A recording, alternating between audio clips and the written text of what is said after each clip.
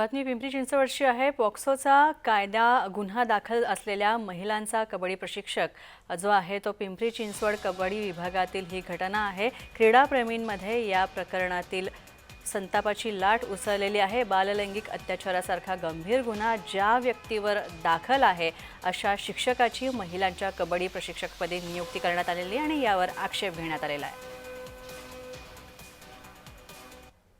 खरं तर राजेंद्र पानसरे यांच्यावरती आंबेगाव तालुक्यातील घोडेगाव येथे पॉस्को सारखा गंभीर गुन्हा त्यांच्यावरती नोंद झालेला आहे। असं असताना त्यांना तत्काळ हकालपट्टी त्यांची केली पाहिजे, मात्र तसं न करता त्यांना मुख्य प्रशिक्षक म्हणून त्यांची नेमणूक होते।